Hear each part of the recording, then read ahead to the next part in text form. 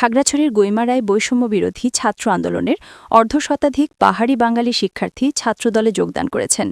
অনুষ্ঠানে প্রধান অতিথি হিসেবে ভার্চুয়ালি যোগ দেন বিএনপির কেন্দ্রীয় কার্যনির্বাহী কমিটির সহকর্মসংস্থান বিষয়ক সম্পাদক ও খাগড়াছড়ি জেলা বিএনপির সভাপতি ওয়াদুদ ভূঁইয়া। খাগড়াছড়ি থেকে বিপ্লব তালুকদারের প্রতিবেদনে দেখুন বিস্তারিত।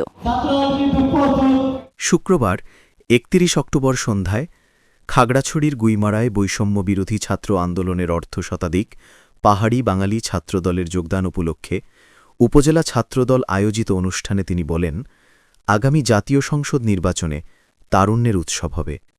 দীর্ঘদিন ভোটবঞ্চিত তরুণ সমাজ ধানের শীষের প্রার্থীকে ভোট দেবে। অনুষ্ঠানে প্রধান বক্তা ছিলেন খাগড়াছড়ি জেলা বিএনপির যুগ্ম সম্পাদক অ্যাডভোকেট আব্দুল মালেক মিন্টু, জেলা আইনজীবী সমিতির সাধারণ সম্পাদক অ্যাডভোকেট বেদারুল ইসলাম, জেলা জাতীয়তাবাদী আইনজীবী ফোরামের সভাপতি অ্যাডভোকেট বিপুল চাকমাসহ অন্যান্য নেতৃবৃন্দ।